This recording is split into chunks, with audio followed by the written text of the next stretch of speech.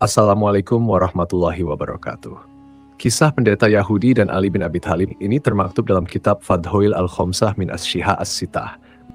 Dikala Sayyidina Umar bin Khattab memangku jabatan sebagai Amirul Mukminin, pernah datang kepadanya 3 orang pendeta Yahudi. Khalifah Umar, Anda adalah pemegang kekuasaan sesudah Muhammad SAW dan sahabatnya yakni Abu Bakar, ucap mereka kepada Khalifah Umar bin Khattab. Iya, apa tujuan kalian datang kepada kami? Tanya Khalifah Umar bin Khattab. Kami hendak menanyakan beberapa masalah penting kepada Anda. Jika Anda dapat memberi jawaban kepada kami, barulah kami mau mengerti bahwa Islam merupakan agama yang benar dan Muhammad SAW benar-benar seorang nabi. Sebaliknya, jika Anda tidak dapat memberi jawaban, berarti bahwa agama Islam itu batil dan Muhammad SAW bukan seorang nabi. Umar menerima tantangan tersebut, sekalipun konsekuensinya sangat fatal, yaitu agama Islam tidak akan diakui oleh kaum Yahudi sebagai agama yang benar jika beberapa pertanyaan yang dilayangkan tidak mampu terjawab. Silakan bertanya tentang apa saja yang kalian inginkan, sahut Khalifah Umar. Pendeta-pendeta itu pun memulai pertanyaan-pertanyaannya. 1. Jelaskan kepada kami tentang induk kunci ataupun gembok yang mengunci langit. Apakah itu? 2. Terangkan kepada kami tentang adanya sebuah kuburan yang berjalan bersama penghuninya. Apakah itu? 3. Tunjukkan kepada kami tentang suatu makhluk yang dapat memberi peringatan kepada bangsanya, tetapi ia bukan manusia dan bukan jin. Beritahu kami tentang 5 makhluk yang berada di bumi, namun tidak terlahir dari rahim seorang ibu. 5. Beritahukan kepada kami apa yang dikatakan oleh burung puyuh di saat ia sedang berkicau. Apakah yang dikatakan oleh ayam jantan ketika ia sedang berkokok? Apakah yang dikatakan oleh kuda di saat ia sedang meringkik? Apakah yang dikatakan oleh katak di waktu ia sedang bersuara? Beritahu kami apa yang dikatakan sejenis dalam siulannya. Khalifah Umar menundukkan kepala untuk berpikir sejenak. Umar bin Khattab kewalahan untuk menjawab beberapa pertanyaan yang dilayangkan oleh kaum Yahudi tersebut, hingga beliau memegang kepalanya karena sangat sulit mencari jawaban. Dengan bijak, Umar mengatakan secara jujur bahwa beliau tidak bisa menjawab beberapa pertanyaan dari kaum Yahudi. Mendengar jawaban Khalifah Umar seperti itu, pendeta-pendeta Yahudi berdiri melonjak-lonjak kegirangan sambil berkata, "Sekarang kami bersaksi bahwa Muhammad memang bukan seorang nabi dan agama Islam itu adalah batil." Pada waktu itu, para sahabat yang membersamai Umar tidak terima dengan pernyataan yang disampaikan oleh kaum Yahudi.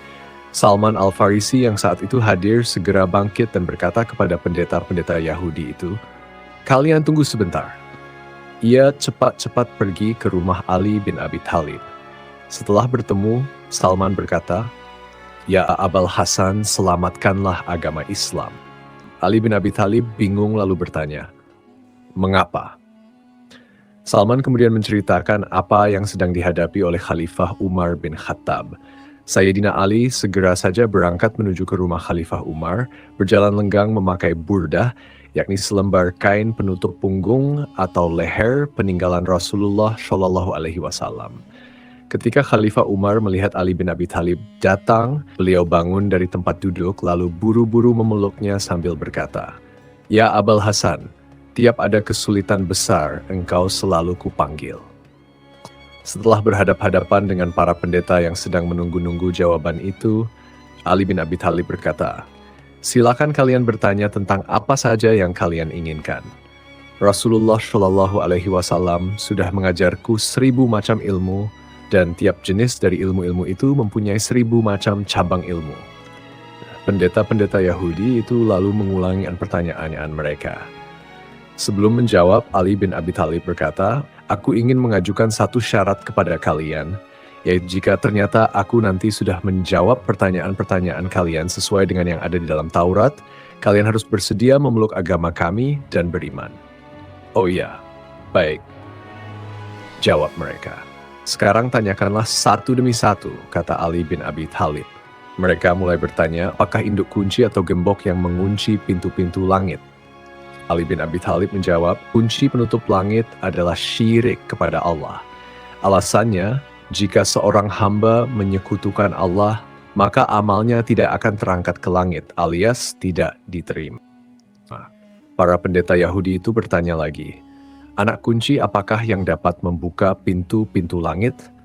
Ali bin Abi Thalib menjawab, anak kunci itu ialah kesaksian, yakni bersyahadat bahwa tiada Tuhan selain Allah dan Muhammad adalah Rasul Allah. Para pendeta Yahudi itu saling pandang di antara mereka sambil berkata, orang itu benar juga. Mereka bertanya lebih lanjut, terangkanlah kepada kami tentang adanya sebuah kuburan yang dapat berjalan bersama penghuninya. Ali bin Abi Thalib menjawab, kuburan itu ialah ikan paus yang menelan Nabi Yunus. Kemudian Nabi Yunus alaihissalam dibawa keliling ke 7 samudra. Pendeta-pendeta itu meneruskan pertanyaannya lagi. Jelaskan kepada kami tentang makhluk yang dapat memberi peringatan kepada kaumnya, tetapi makhluk itu bukan manusia dan bukan jin. Ali bin Abi Thalib menjawab, makhluk itu ialah semut Nabi Sulaiman putra Nabi Daud alaihissalam. Semut itu berkata kepada kaumnya, hai para semut, masuklah ke dalam tempat kediaman kalian agar tidak diinjak-injak oleh Sulaiman dan pasukannya dalam keadaan mereka tidak sadar. Para pendeta Yahudi itu meneruskan pertanyaannya. Beritahukan kepada kami tentang 5 jenis makhluk yang berjalan di atas permukaan bumi, tetapi tidak satu pun di antara makhluk-makhluk itu yang dilahirkan dari rahim induknya. Ali bin Abi Thalib menjawab, 5 makhluk itu ialah, pertama Nabi Adam, kedua Hawa, ketiga unta Nabi Syalih, keempat domba Nabi Ibrahim, dan kelima tongkat Nabi Musa yang menjelma menjadi seekor ular.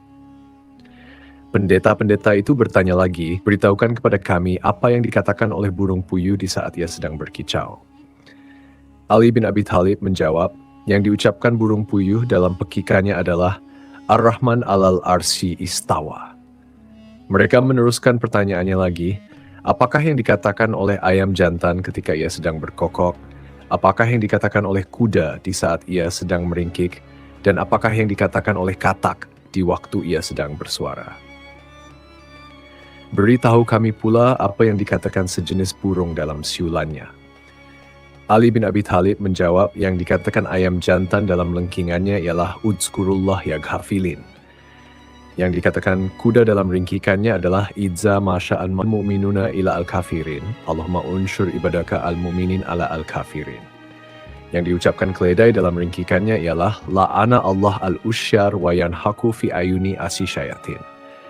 Yang dikatakan kata dalam suaranya adalah Subhana Rabbi al-Ma'bud al-Musabbah fi lujaj al-bihar. Yang dikatakan sejenis burung dalam siulannya ialah Allahumma il'an mugidi Muhammad wa ali Muhammad.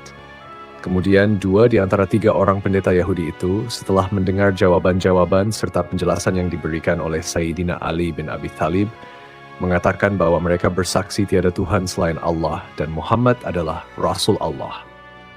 Tetapi seorang pendeta lainnya bangun dan berdiri sambil berkata kepada Ali bin Abi Thalib, hai Ali, hati teman-temanku sudah dihinggapi oleh sesuatu yang sama seperti iman dan keyakinan mengenai benarnya agama Islam. Sekarang masih ada satu hal lagi yang ingin kutanyakan kepada Anda. Tanyakanlah apa saja yang kau inginkan, sahut Sayyidina Ali bin Abi Thalib. Pendeta itu berkata, coba terangkan kepadaku tentang sejumlah orang yang pada zaman dahulu sudah mati selama 309 tahun kemudian dihidupkan kembali oleh Allah. Bagaimana hikayat tentang mereka itu? Ali bin Abi Thalib menjawab, hai pendeta Yahudi, mereka itu ialah para penghuni gua. Hikayat tentang mereka itu sudah dikisahkan oleh Allah Subhanahu wa Ta'ala kepada Rasulnya. Jika engkau mau, akan kubacakan kisah mereka itu. Pendeta Yahudi itu menyahut, aku sudah banyak mendengar tentang Al-Quran kalian itu.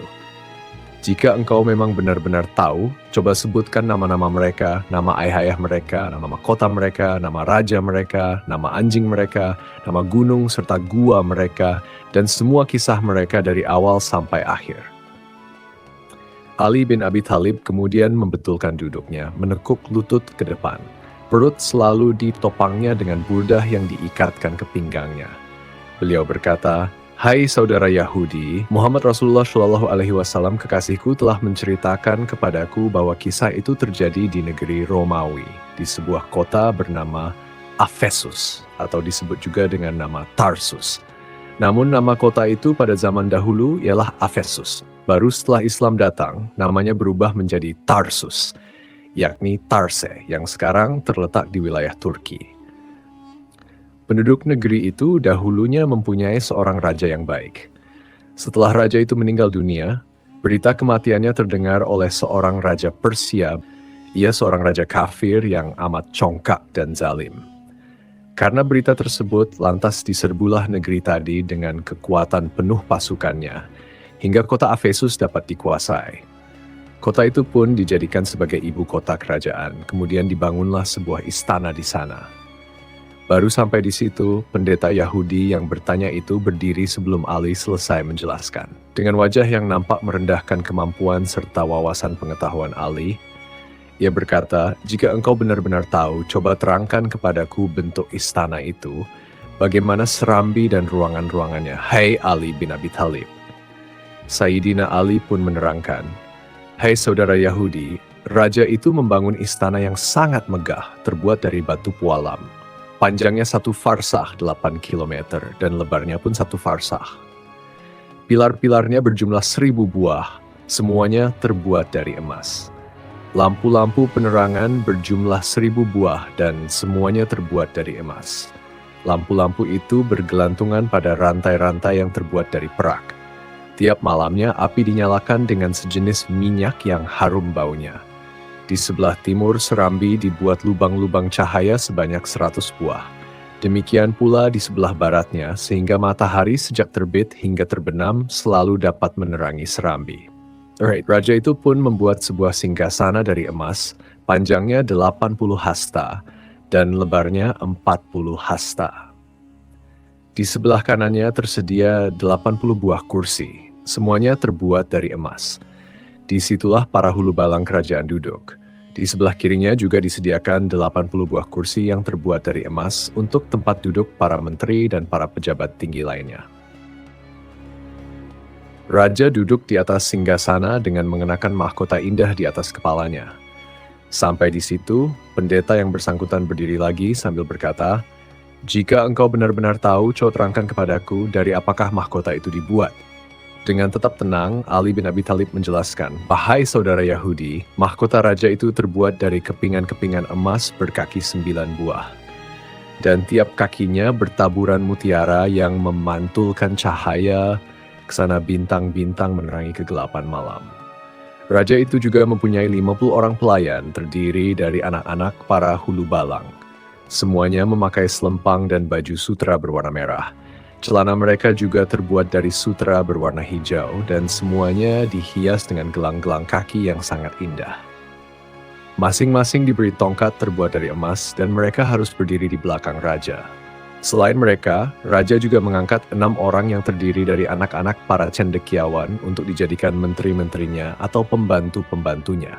Raja itu, dalam mengambil suatu keputusan apapun, selalu berunding lebih dulu dengan mereka. Sehingga 6 orang pembantu itu harus berada di kanan kiri raja. 3 orang berdiri di sebelah kanan dan 3 orang lainnya berdiri di sebelah kiri.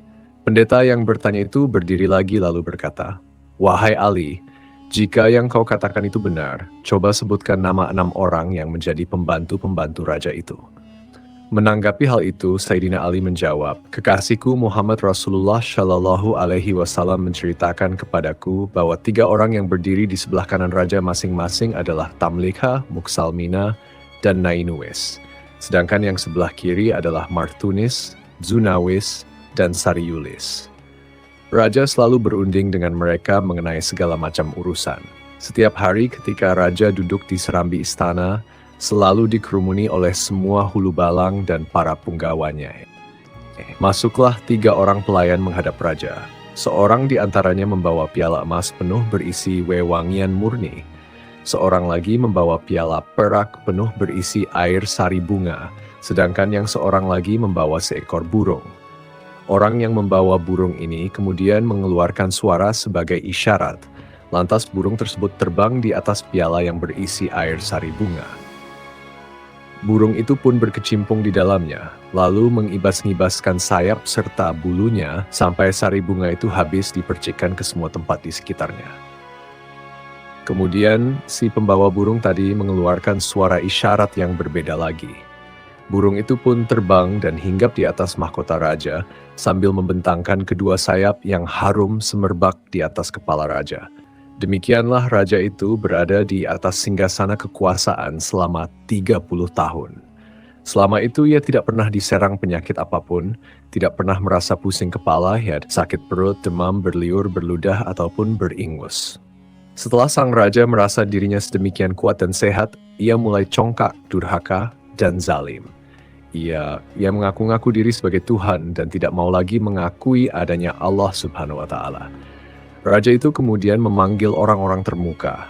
Barang siapa taat dan patuh kepadanya, diberi pakaian dan berbagai macam hadiah lainnya. Tetapi barang siapa yang tidak mau taat atau tidak bersedia mengikuti kemauannya, ia akan segera dibunuh. Oleh sebab itu, semua orang terpaksa mengiyakan kemauannya. Dalam masa yang cukup lama, semua orang patuh kepada raja itu sampai ia disembah dan dipuja. Mereka tidak lagi memuja dan menyembah Allah Subhanahu wa Ta'ala. Pada suatu hari perayaan ulang tahunnya, raja sedang duduk di atas singgasana mengenakan mahkota di atas kepala. Tiba-tiba masuklah seorang hulu balang memberitahu bahwa ada bala tentara asing masuk menyerbu ke dalam wilayah kerajaannya dengan maksud hendak melancarkan peperangan. Saking sedih dan bingungnya, raja itu sampai tanpa disadari menjatuhkan mahkota dari kepalanya ke tanah. Kemudian ia sendiri jatuh terpelanting dari atas singgasana. Salah seorang pembantu yang berdiri di sebelah kanan, yakni seorang cerdas yang bernama Tamlikha, memperhatikan keadaan sang raja sambil merenung. Ia berpikir, lalu berkata dalam hati, kalau itu benar-benar Tuhan seperti pengakuannya, tentu dia tidak akan sedih, tidak tidur, dan tidak buang air kecil ataupun besar. Itu semua bukanlah sifat-sifat Tuhan. Keenam orang pembantu raja itu setiap hari selalu mengadakan pertemuan di tempat salah seorang dari mereka secara bergiliran. Pada suatu hari tibalah giliran Tamlikha menerima kunjungan 5 orang temannya. Mereka berkumpul di rumah Tamlikha untuk makan dan minum, tetapi Tamlikha sendiri tidak ikut makan dan minum. Teman-temannya bertanya, "Hai Tamlikha, mengapa engkau tidak mau makan dan minum?" "Teman-teman," jawab Tamlikha, "hatiku sedang dirisaukan oleh sesuatu yang membuatku tidak enak untuk makan dan minum, juga tak nyenyak tidur." "Apakah yang merisaukan hatimu, wahai Tamlikha?" "Sudah lama aku memikirkan soal langit," jelas Tamlikha. "Kemudian aku bertanya pada diriku sendiri, siapakah yang mengangkatnya ke atas sebagai atap yang senantiasa aman dan terpelihara, tanpa gantungan dari atas dan tanpa tiang yang menyanggahnya dari bawah? Siapakah yang menjalankan matahari dan bulan di langit? Siapakah yang menghias langit dengan bertabur bintang-bintang? Kemudian kupikirkan juga bumi ini, siapakah yang membentangkan dan menghamparkannya di cakrawala? Siapakah yang menahannya dengan gunung-gunung raksasa agar tidak goyah, tidak guncang, dan tidak miring? Ku juga merenungi diriku sendiri. Siapakah yang mengeluarkan aku sebagai bayi dari perut ibuku? Siapakah yang memelihara hidupku dan memberi makan kepadaku? Semuanya itu pasti ada yang membuat. Teman-teman Tamlikha pun tampak gelisah mendengar ucapannya. Mereka merasa Tamlikha telah menemukan kebenaran, lalu mereka pun berkata, "Hai Tamlikha, dalam hati kami sejak lama sebenarnya telah merasakan seperti yang kau rasakan di dalam hatimu. Oleh karena itu, tunjukkan jalan keluar bagi kita semua." "Sahabat-sahabatku," jawab Tamlikha, "sekarang akal kita telah terbuka. Kita harus lari meninggalkan raja yang zalim itu untuk menuju kepada Raja Pencipta langit dan bumi." "Kami sangat setuju," sahut teman-temannya serentak. Tamlikha pun berdiri, hendak beranjak pergi untuk menjual buah kurma hasil dari kebunnya. Kurma itu terjual dan ia mendapat uang sebanyak 3 dirham. Lalu uang tersebut ia selipkan ke dalam kantong bajunya. Kemudian berangkatlah mereka berenam, Tamlikha, Muksalmina, Nainuwis, Martunis, Zunawis, dan Sariulis bersama kuda-kuda mereka. Mereka turun dari kuda masing-masing dan berjalan kaki sejauh 7 farsah, sampai kaki mereka melepuh dan berdarah karena tidak biasa berjalan sejauh itu. Tiba-tiba datanglah seorang penggembala kambing menghampiri. Mereka bertanya, "Wahai penggembala, Apakah engkau menyimpan cadangan air minum atau mungkin susu?" "Aku memilikinya," jawab sang penggembala. "Tapi sebentar, sepertinya kalian ini para bangsawan. Apakah kalian sedang melarikan diri dari sesuatu? Coba ceritakan kepadaku apa yang telah terjadi." "Kami sudah memeluk suatu agama, sehingga kami tidak boleh berdusta. Apakah engkau berjanji kami akan selamat jika kami mengatakan yang sebenarnya?" "Ya," jawab penggembala itu. Tamliha dan teman-temannya lalu menceritakan semua yang terjadi pada diri mereka. Mendengar cerita mereka, penggembala itu segera bertekuk lutut di depan mereka sambil menciumi kaki mereka. Ia berkata, "Dalam hatiku, sekarang terasa sesuatu seperti yang ada dalam hati kalian. Kalian berhenti sajalah dahulu di sini. Aku hendak mengembalikan kambing-kambing itu kepada miliknya. Kemudian segera kembali lagi kepada kalian." Tamliha bersama teman-temannya pun berhenti. Tak lama kemudian, penggembala itu datang lagi berjalan diikuti anjing miliknya. Kala sedang asik-asiknya Ali bin Abi Thalib bercerita, si Rabi Yahudi itu terhenyak berdiri lagi sambil berkata, "Sebentar Ali, jika engkau benar-benar tahu, coba sebutkan nama penggembala itu, serta berwarna apakah anjing itu dan siapa namanya."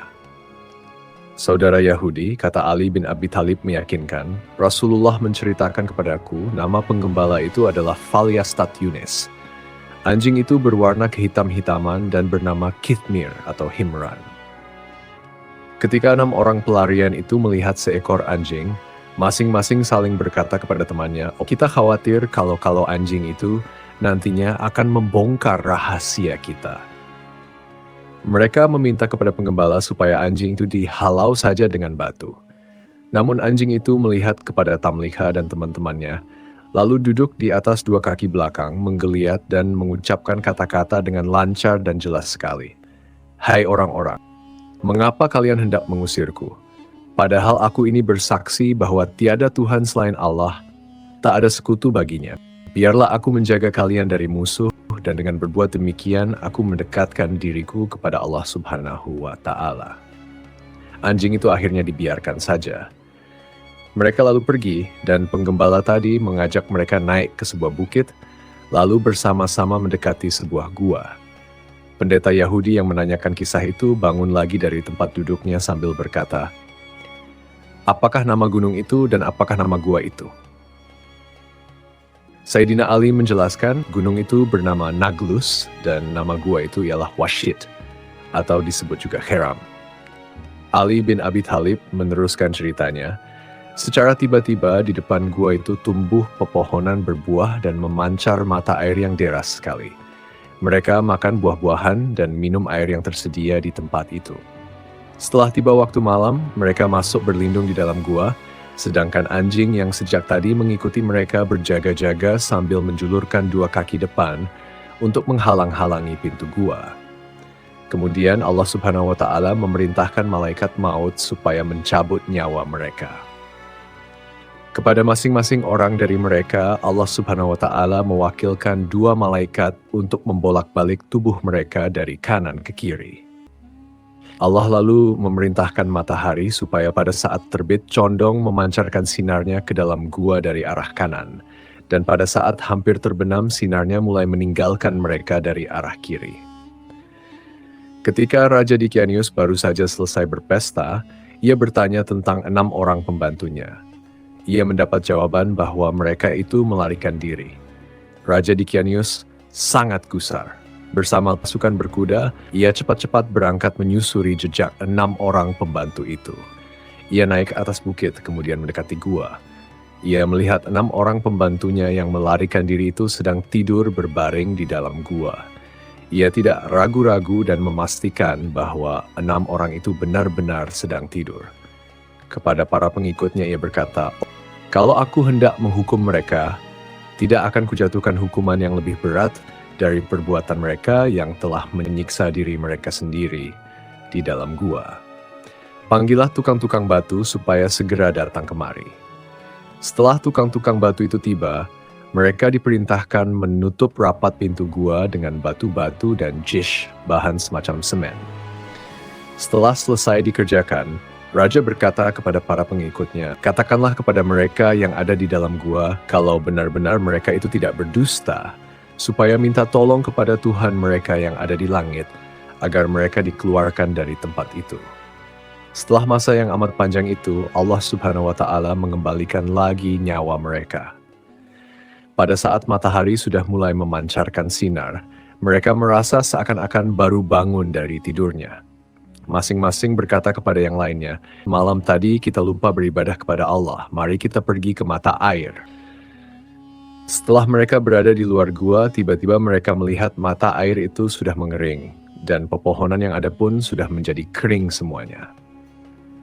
Allah Subhanahu wa Ta'ala membuat mereka mulai merasa lapar. Mereka saling bertanya, "Siapakah di antara kita ini yang sanggup dan bersedia berangkat ke kota membawa uang untuk bisa mendapatkan makanan?" Tetapi yang akan pergi ke kota nanti harus hati-hati, jangan sampai membeli makanan yang dimasak dengan lemak babi. Tamliha kemudian berkata, "Hai saudara-saudara, aku sajalah yang berangkat untuk mendapatkan makanan. Tetapi, hai penggembala, berikanlah bajumu kepadaku dan ambil bajuku ini."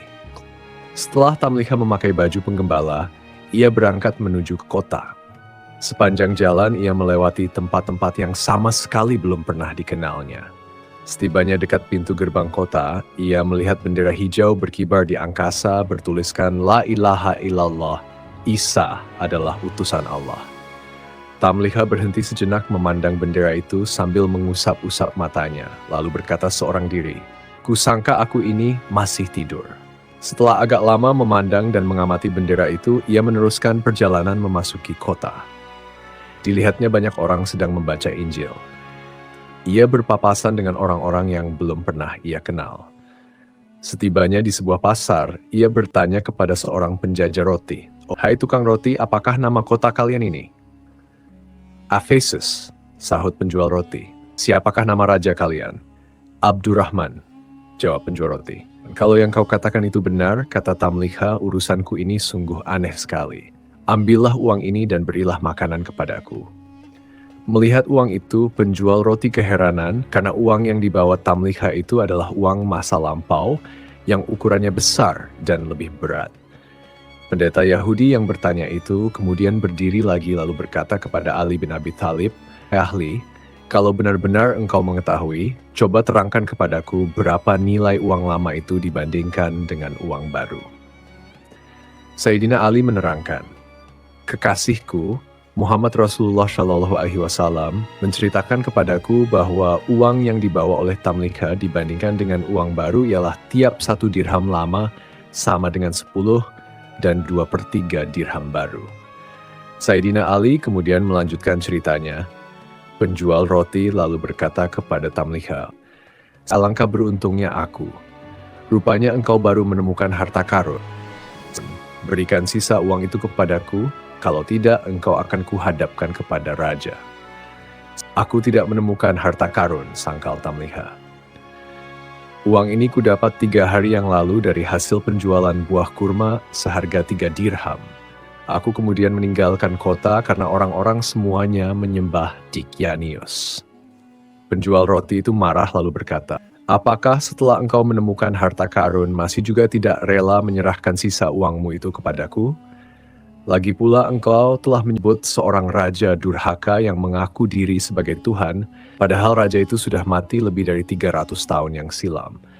Apakah dengan begitu engkau hendak memperolok-olok aku?" Tamliha lalu ditangkap, kemudian dibawa pergi menghadap raja. Raja yang baru ini adalah seorang raja yang dapat berpikir dan bersikap adil. Raja bertanya kepada orang-orang yang membawa Tamliha, "Bagaimana cerita orang ini? Dia menemukan harta karun." Jawab orang-orang yang membawanya kepada Tamliha. Raja berkata, "Kau tak perlu takut. Nabi Isa alaihissalam memerintahkan supaya kami hanya memungut 1/5 saja dari harta karun itu. Serahkanlah yang 1/5 itu kepadaku dan selanjutnya engkau akan selamat." Tamliha menjawab, "Baginda, aku sama sekali tidak menemukan harta karun. Aku adalah penduduk kota ini." Raja bertanya sambil keheranan, "Engkau penduduk kota ini?" "Iya, benar," sahut Tamliha. "Adakah orang yang kau kenal?" tanya sang raja. "Iya, ada," jawab Tamliha. Coba sebutkan siapa namanya, perintah sang raja. Tamliha menyebut nama-nama kurang lebih 1.000 orang, tetapi tak ada satu nama pun yang dikenal oleh raja atau oleh orang lain yang hadir mendengarkan. Mereka berkata, semua itu bukan nama orang-orang yang hidup di zaman kita sekarang. Tetapi apakah engkau mempunyai rumah di kota ini? Iya, tuanku, jawab Tamliha. Utuslah seorang menyertai aku, lanjutnya. Raja kemudian memerintahkan beberapa orang menyertai Tamliha pergi. Oleh Tamliha, mereka diajak menuju ke sebuah rumah yang paling tinggi di kota itu. Setibanya di sana, Tamliha berkata kepada orang-orang yang mengantarkan, "Inilah rumahku." Pintu rumah itu lalu diketuk. Keluarlah seorang lelaki yang sudah sangat lanjut usia, sepanjang alisnya di bawah kening sudah sedemikian putih dan mengerut hampir menutupi mata. Karena sudah terlampau tua, ia terperanjat ketakutan lalu bertanya kepada orang-orang yang datang, "Kalian ada perlu apa?" Utusan raja yang menyertai Tamliha menyahut, "Pemuda ini mengaku rumah ini adalah rumahnya." Orang tua itu marah, memandang kepada Tamliha sambil mengamati. Ia bertanya, "Siapa namamu?" "Aku Tamliha, anak Filistin," jawab Tamliha. Orang tua itu lalu berkata, "Coba ulangi lagi." Tamliha menyebut lagi namanya. Tiba-tiba orang tua itu bertekuk lutut di depan kaki Tamliha sambil berkata, "Ini adalah datukku." Demi Allah, ia salah seorang di antara orang-orang yang melarikan diri dari Dicanius, yakni raja yang durhaka. Kemudian, dengan suara haru ia berkata lagi, ia lari berlindung kepada Yang Maha Perkasa, pencipta langit dan bumi. Nabi kita Isa alaihissalam dahulu telah memberitahukan kisah mereka kepada kita dan mengatakan bahwa mereka itu akan hidup kembali. Peristiwa yang terjadi di rumah orang tua itu kemudian dilaporkan kepada raja. Dengan menunggang kuda, raja segera datang menuju ke tempat Tamliha yang sedang berada di rumah orang tua tadi. Setelah melihat Tamliha, raja segera turun dari kuda. Oleh raja, Tamliha diangkat ke atas pundak, sedangkan orang banyak beramai-ramai menciumi tangan dan kaki Tamliha sambil bertanya-tanya, "Tamliha, bagaimana keadaan teman-temanmu?" Kepada mereka, Tamliha memberitahu bahwa semua temannya masih berada di dalam gua. Pada masa itu, kota Efesus diurus oleh 2 orang bangsawan istana, seorang beragama Islam dan seorang lainnya beragama Nasrani. 2 orang bangsawan itu bersama pengikutnya masing-masing pergi membawa Tamliha menuju ke gua. Demikian Sayyidina Ali melanjutkan ceritanya. Teman-teman Tamliha semuanya masih berada di dalam gua. Setibanya dekat gua, Tamliha berkata kepada 2 orang bangsawan dan para pengikut mereka, "Aku khawatir kalau sampai teman-temanku mendengar suara tapak kuda atau gemerincingnya senjata, mereka pasti menduga bahwa Dicanius datang dan mereka bakal mati semua. Oleh karena itu, kalian berhenti saja di sini. Biarlah aku sendiri yang akan menemui dan memberitahu mereka." Semua berhenti menunggu dan Tamliha masuk seorang diri ke dalam gua. Melihat Tamliha datang, teman-temannya berdiri kegirangan dan memeluk Tamliha kuat-kuat. Mereka berkata, "Puji dan syukur bagi Allah yang telah menyelamatkan dirimu dari Dicanius." Tamliha menukas, "Ada urusan apa dengan Dicanius? Tahukah kalian sudah berapa lamakah kalian tinggal di sini?" "Kami tinggal sehari atau beberapa hari saja," jawab mereka. "Tidak," sangkal Tamliha, "kalian sudah tinggal di sini selama 309 tahun. Dicanius sudah lama meninggal dunia. Generasi demi generasi sudah berganti, dan penduduk kota itu sudah beriman kepada Allah yang Maha Agung. Mereka sekarang datang untuk bertemu dengan kalian." "Silakan, hai teman-teman," ujar Tamliha. "Apakah engkau hendak menjadikan kami ini orang-orang yang menggemparkan seluruh jagat?" "Lantas, apa yang kalian inginkan?" Tamliha balik bertanya.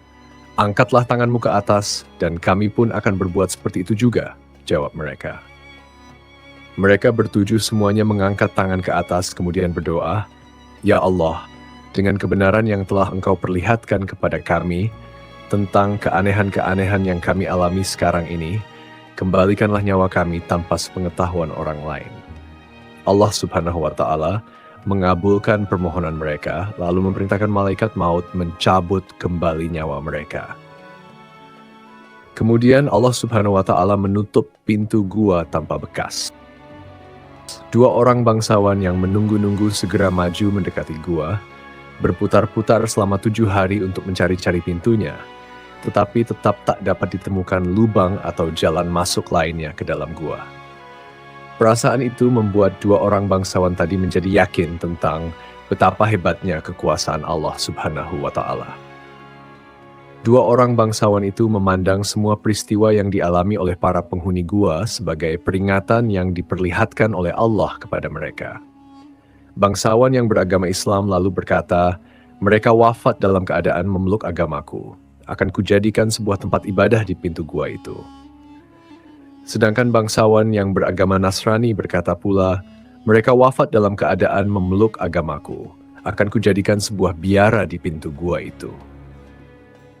Dua orang bangsawan itu bertengkar, dan setelah melalui pertikaian senjata, akhirnya bangsawan Nasrani terkalahkan oleh bangsawan yang beragama Islam. Dengan terjadinya peristiwa tersebut, maka Allah Subhanahu wa Ta'ala berfirman yang artinya, dan demikian pula kami perlihatkan manusia kepada mereka, agar mereka tahu bahwa janji Allah itu benar, dan bahwa kedatangan hari kiamat tidak ada keraguan padanya.